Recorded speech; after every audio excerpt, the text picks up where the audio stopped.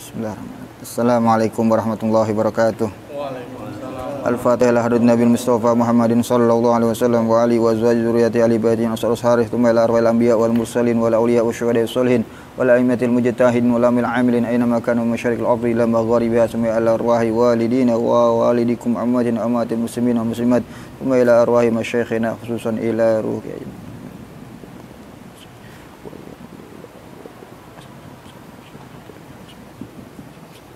wa ila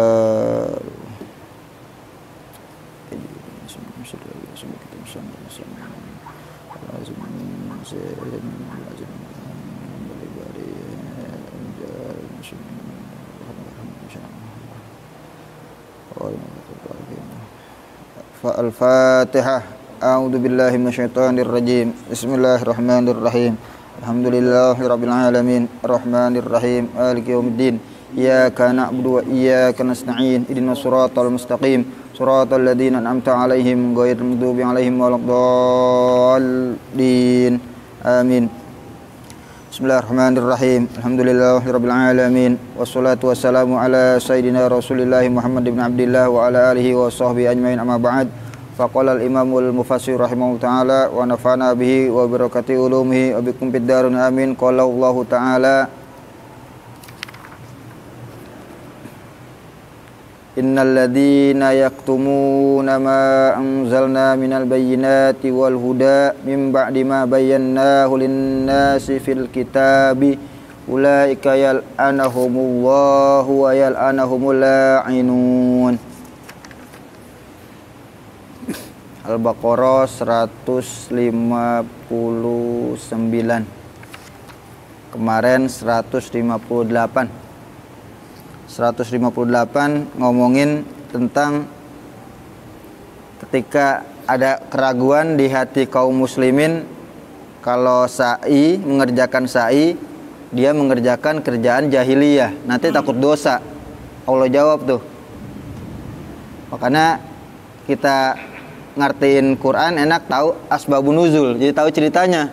Tahu-tahu fala junaha, enggak ada dosa dalam sa'i. Kok dikatakan begitu? Ada asbabun nuzulnya. Sebabnya apa?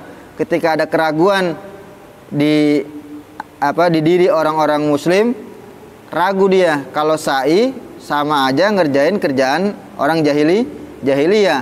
Berarti dosa dong. Ya enggak? Kerjaan orang jahiliyah. Ternyata beda. Orang jahiliyah nyembah berhala, adapun yang Islam datang di ajarannya bukan nyembah berhala lagi, tapi apa? Diganti dengan zikir-zikir. Fala junaha, enggak ada dosa tuh. Ayatawaffa gitu, kemarin mana ayat itu? Fala junaha alaihi ayatawafa. Tidak ada dosa atas orang yang berhaji dia tawaf pada keduanya tuh, atau dia bersa'i pada Bukit Safa dan Marwah gitu. Siapa orang yang maman tatawwa, siapa orang yang mengerjakan suatu ibadah, suatu kebaikan, sesungguhnya Allah syakirun, maha menerima ibadahnya dengan memberi ganjaran. Itu ayat kemarin. Sekarang lanjutannya ayat 100. Kalau ngomongin masalah Safa Marwah panjang ceritanya tuh ya. Ada kisah Siti Hajar yang ditinggalin sama Nabi Ismail dari Palestina hijrah ke Mekah. Sampai Mekah tanah tandus, kagak ada apa-apa, nggak ada air, ditinggalin aja tuh. Palestina ke Mekah luar negeri bukan tuh? Ditinggalin tuh anak sama bini di luar negeri. Kagak ada bawa apa, dikasih paling itu beberapa kurma sama beberapa air doang, sama beberapa botol air dikasih tuh. Lama-lama habis gitu minumannya. Habis lama-lama. Minumannya habis, kornya habis. Siti Hajarnya lapar. Ismail ya udah kira-kira umurnya 1 tahun, ada yang mengatakan 1 tahun, 1 tahun setengah lah kira-kira segitu. Lama-lama kan habis kelaparan, nyari tuh jalan-jalan udah mandir tuh. Sa'i tuh dia tuh. Lari-lari nyari apa tuh? Nyari buat minuman dan makanan. Nggak dapet. Ternyata si Nabi Ismail yang masih kecil gupak-gupak kakinya tuh keluar air. Langsung itu airnya diatur lah sama Siti Hajar bagaimana supaya nggak ngucur. Makanya kata dalam hadis itu rahmat dari Siti Hajar. Kalau nggak ada Siti Hajar itu bakalan banjir itu, ya enggak? Kan ngucur keluar terus. Sama dia dibikin bagaimana supaya ngucurnya begitu kayak mancur, jadi balik-balik ke situ-situ lagi. Tuh, jadi itu mancurannya ke situ-situ lagi. Tuh. Nah, situ ceritanya panjang tuh, panjang lebar.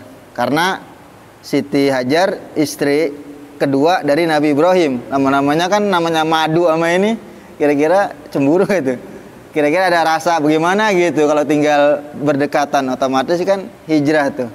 Siti Sarah ya. Siti. Kalau di kitab-kitab Arab nggak ada nama Siti itu. Siti itu asalnya Sayyidi, Tuhan saya apa? Tuan saya, tuan bukan Tuhan. Tuan. Sayyidi, Sayyidati kalau perempuan. Sayyidati, Siti. Itu. Sayyidati, Siti. Iya, Sayyidati Khadijah, karena di Jawa, di Betawi, di mana? Ya di Siti. Di ada Arab nggak ada. Di kitab-kitab bahasa Arab nggak nemuin itu nama Sitinya. Nggak ada. Itu Sayyidati, itu tuan saya perempuan, tuan saya perempuan. Siapa itu namanya? Khadijah, tuan saya perempuan. Itu kita diajarin adab tuh. Jadi Siti itu asalnya apa tuh? Sayyidati. Kan nggak nemuin nanti di buku-buku bahasa Arab namanya Siti. Khadijah, Sarah, siapa lagi? Hajar. Udah panjang dah kalau masalah ngomongin bukit apa tadi, Sofa dan Marwah. Kita yang penting intinya ayat kemarin ada di situ perubahan dari yang kerjaan jahiliyah diganti dengan zikir, dengan ibadah. Sama kayak Wali Songo tuh. Wali Songo yang tadinya kerjaan nuju hari, nuju bulan, banyak tuh ya. Itu kerjaan orang Hindu. Bener, nggak salah mereka, nggak salah. Tapi caranya diganti, ya nggak apa-apa, ya nggak. Nuju bulan, nuju hari, 14 hari, kerjaan mereka orang-orang di luar Islam. Tapi caranya dirubah. Sama di Mina, mereka pada apa tuh? Pada nyembah berhala. Atau di Musdalifah, mereka di situ nyebutin, ngebangga-banggain bapak moyang mereka. Tuh diganti sama Allah. Siapa yang berhaji, ada mabit di Mina, mabit di Musdalifah, mabit nginep, maknanya mabit nginep di Musdalifah, nginep di Mina, tapi dengan berzikir, enggak nyebut nenek moyang lagi. Tuh. Itu berkaitan dengan ayat kemarin. Sekarang lanjutannya Al-Baqarah 159.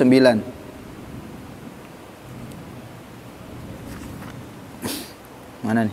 Innal ladina wa nazala, dan turun ayat ini, wa nazala turun failnya huwanya kembali kepada ayat.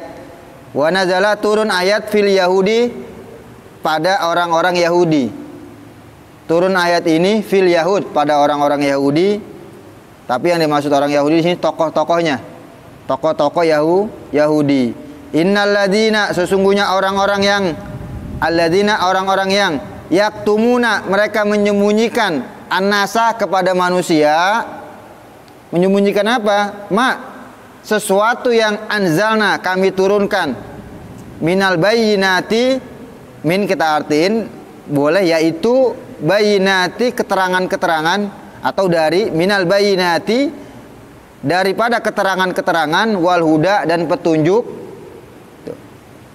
Orang-orang yang menyembunyikan kepada manusia apa yang kami turunkan berupa petunjuk-petunjuk, berupa keterangan-keterangan. Kaayatir rojmi, seperti ayat rojam. Ayat rojam apa rojam? Rojam itu hukuman bagi orang yang berzina, dia itu muhson. Muhson itu orang yang sudah pernah mengalami jima sohe, maknanya udah pernah menikah. Udah kawin, udah pernah kawin dengan cara sah, bukan kawin berzina juga, bukan. Udah pernah jimanya jima sohe, jima yang sah dengan nikah. Tuh, walaupun udah cerai, tapi dia udah pernah nikah. Ketika berzina, hukumnya apa? Rojam. Kalau anak muda berarti nikahin. Dia kalau anak muda hukumnya dicambuk. Al-Qur'an itu surat An-Nur ayat 2. Ya. An-Nur ayat 2 tuh. Kalau yang muhson dicambuk. Nah, kalau yang belum nikah di surat An-Nur ayat 2 jelas tuh. Azaniyatu wazani fajlidu kulla wahidin minhuma mi'ata jaldah.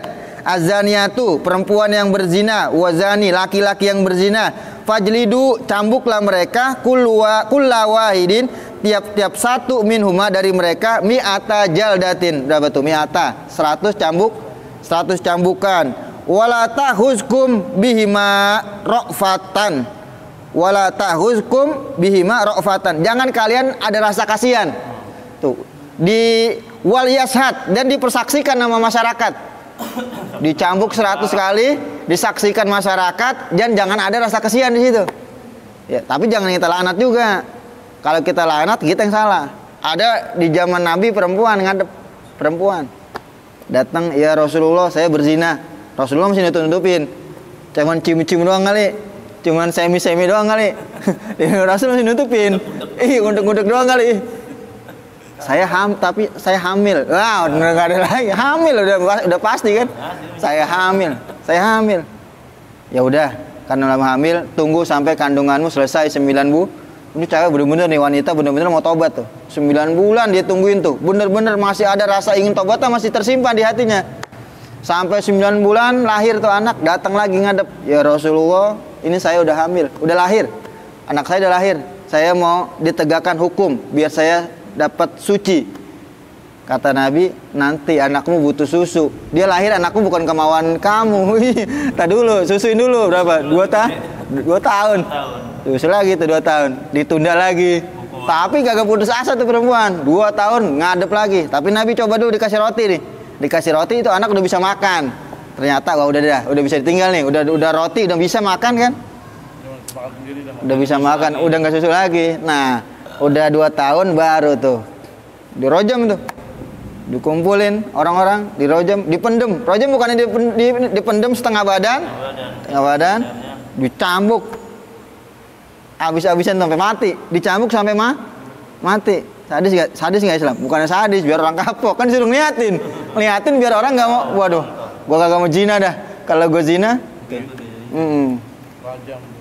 nggak ada orang di zaman Nabi itu ketahuan zina dengan apa tuh? Dengan saksi. Kan saksi berat. Saksi harus berapa saksi itu?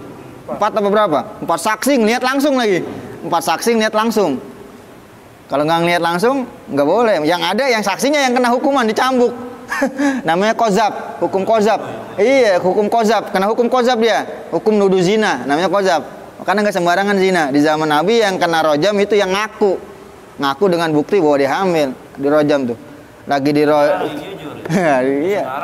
Kalau sekarang bagaimana di Indonesia nggak ada, ya taubat aja udah. Ngapain lagi, emang nggak ada. Di Arab aja yang ngaku. Nggak ada yang ngaku di Arab juga. Iya banyak. Itu sampai ditakolin darah muncrat ke sahabat. Sahabat ada yang ngina-ngina tuh. Dasar perempuan penjina, apa langsung Nabi ngomel tuh. Ente nyela-nyela orang, ini tobatnya dia, pahala tobatnya kalau dikasih rahmat ke seluruh kota Mekah, seluruh dunia, bahkan ini semua mencukupi rahmatnya orang ini nih, ampunan orang ini. Ini saking tobatnya bener-bener tuh. Ya, tobat bener-bener tuh. Jadi nggak boleh dicela juga, jangan sambil udah dirojam kita cambuk, kita katain apa, nggak boleh juga. Udah diemin aja. Yang penting kita saksiin aja, biar kita ada dasar perempuan lacur, perempuan apa, yang nggak boleh juga dalam Islam, nggak boleh begitu. Tetap ditimbukin, tetap dicambuk, yang masih bujangan, masih perawan ya, masih gadis, tetap dicambuk, tapi jangan dikata apa-apa, udah biarin cambuk aja, sambil diliatin. Biar apa diliatin? Biar orang nggak berani ngerjain, biar orang kapok. Kayak orang nyuri, dipotong, biar apa? Biar nggak ada yang berani nyuri, kan gitu. Itu rojam. Kalau rojam yang apa? Perempuan atau laki-laki yang sudah pernah menikah, nikah sahih atau pernah jima sahih. Dalilnya mana? Itu ayat mansuh, ayat yang sudah dihapus. As-saykhu was-saykhatu iza zanaya farjumuha al-batata. Yang udah pernah kita pelajarin di kitab ini juga kayaknya ya. Perempuan iya di sini juga kayaknya, sama di awal-awal ini. Jadi ayat yang sudah dihapus tapi hukumnya masih ada, masih berlaku. Kalau yang masih bujangan sama masih gadis, ayatnya jelas tuh. Surat An-Nur ayat 2 kalau mau dilihat tuh. Surat An-Nur ayat 2. Tuh hukumnya di Quran langsung. Ka ayati rojmi. Jadi tokoh-tokoh Yahudi pendeta Yahudi menyembunyikan seperti ayat rojam. Kenapa disembunyiin? Berarti apa ini? Kenapa dia sembunyiin? Berarti mereka doyan. Lah kalau dia nggak sembunyiin repot urusannya. Gua pelakunya. Orang-orang kerjaan orang-orang dia. Yang ada apa nanti? Kalau nggak disembunyiin, nanti nggak ada yang datang ke pendeta lagi, nggak ada yang ngasih duit lagi. Upeti nggak ada lagi. Nggak ada yang namanya setoran jatah lagi, ya nggak ada yang namanya setoran duit nggak ada. Nanti nggak ada orang yang pada datang ke pendeta, gitu. Ujung-ujungnya sepi nggak pendeta? Lah nggak punya proyek pendeta. Lama-lama pemasukan berkurang. Ujung-ujungnya apa? Dihilangin kayak gitu tuh, diganti sama apa tuh? Penebusan dosa, dapat duit tambah itu ya. Bener nggak orang zina penebusan dosa? Ada penebusan dosa ya?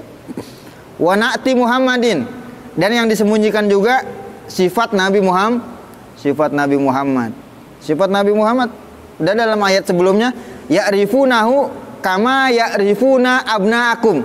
Ya'rifuna, mereka mengenal tuh kepada Nabi Muhammad, kama sebagaimana ya'rifuna, mereka mengenal abna'akum, anak-anak mereka. Kenal tuh mereka sama anak-anaknya, lebih kenal Nabi daripada kenal anak-anak mereka.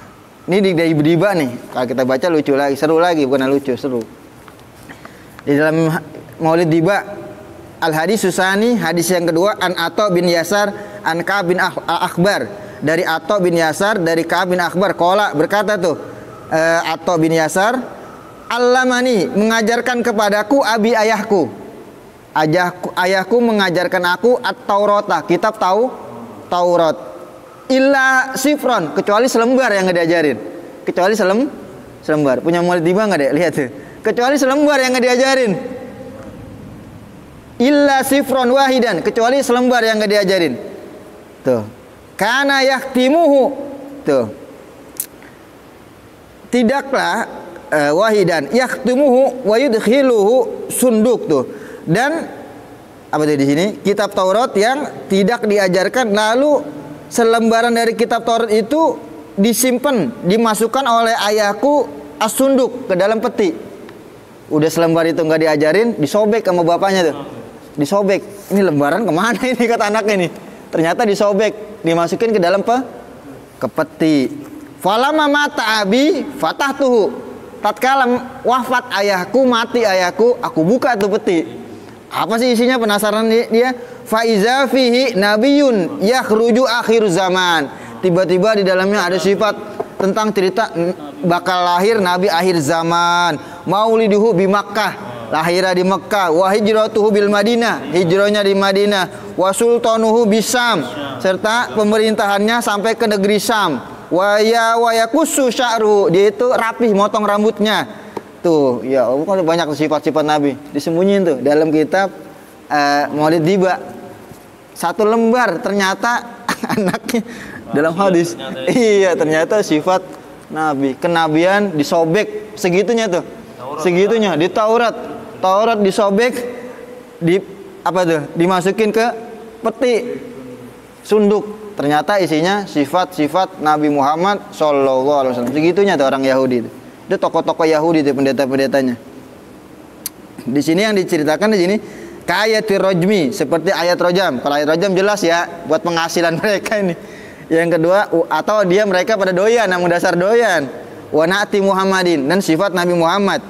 Mimba'di setelah ma bayyanahu, perkara yang bayyanahu kami jelaskan akan perkara itu. Mimba'di setelah, mimba'di maknanya setelah. Ma bayyanahu, apa yang kami jelaskan akan sesuatu itu linasi kepada manusia fil kitabi, di dalam kitab at-Taurati. Kitab di sini Taurat. Ulaika, mereka itu adalah, mereka siapa ini?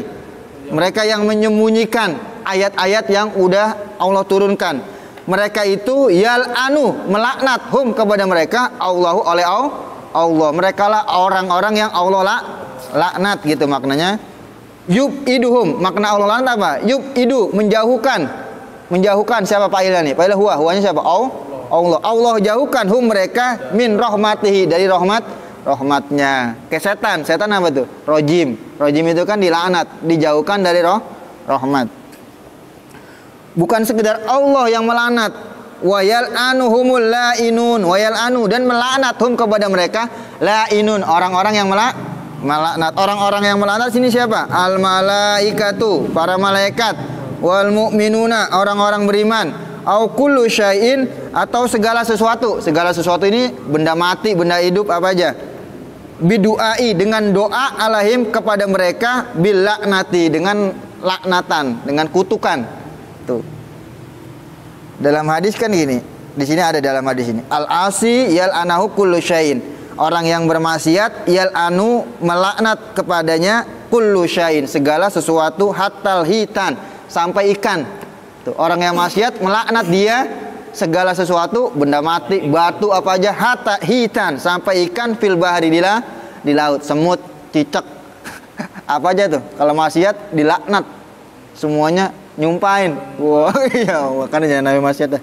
Serem ya, semuanya melaknat. Makanya di sini dibilang bukan Allah yang melaknat, bukan yang menjauhkan rahmatnya, bukan aja, tapi benda mati pun, apa aja, malaikat, orang-orang mukmin, kullu syai'in bidu'ai alaihim, dengan mendoakan kepada mereka bila'nat.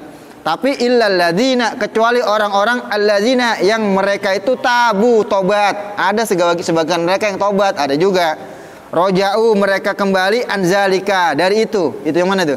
Dari itu, al-kitman, katama fil madinya. Kalau masdana al-kitmanu, dari menyembunyikan sesuatu. Kan sifat lawanan dari sifat apa itu? Amanah, apa tuh? Ada kan sidik, amanah, tablik, fato, ada lawanannya tuh, kitman apa? Menyembunyikan.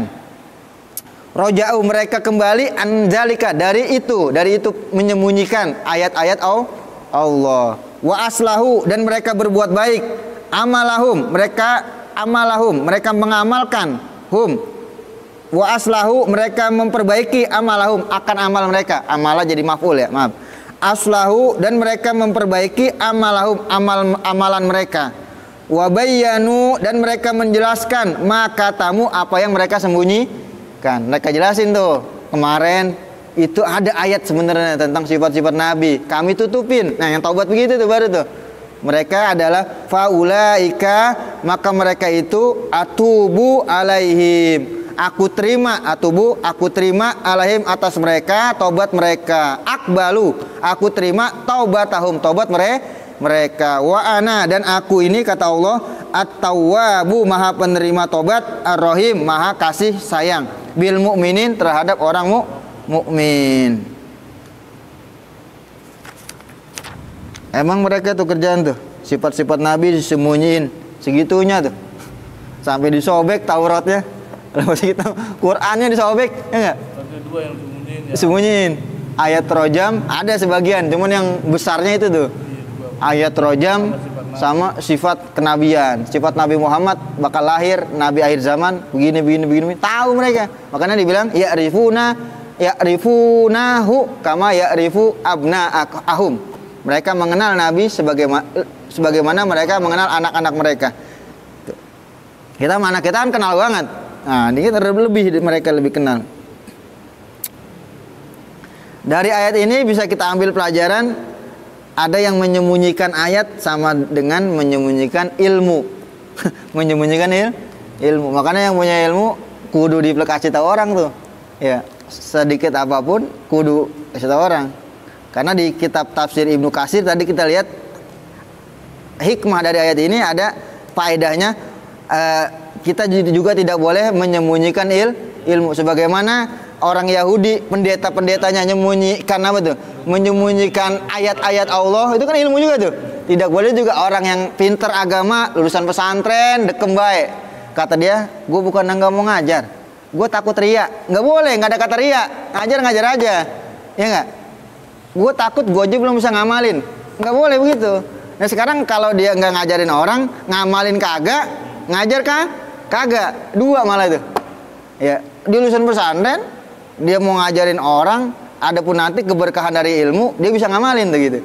Dapat keberkahan dari ilmu, dia bisa ngamalin. Walaupun dia saat itu ngajar belum ngamalin, nggak apa-apa. Dibanding tadi yang lebih parah lagi, dua ngajar kagak, ngamalin kagak, lebih parah lagi. Ya paling nggak yang lulusan pesantren yang lihat bisa harus ngajar. Jangan sampai dia masuk dalam ayat kata Nabi, mansu'ila an ilmin. Siapa orang ditanya tentang ilmu, fakatamahu, dia sembunyikan ilmu itu, uljima, akan dikekang dia. Uljima, dikekang, udah kayak ini tuh, kayak sapi dari hidungnya itu dikasih kekangan tuh. Dikekang dia itu pada hari kiamat bilijami, dengan kekangan dari api neraka. Oh, kan serem.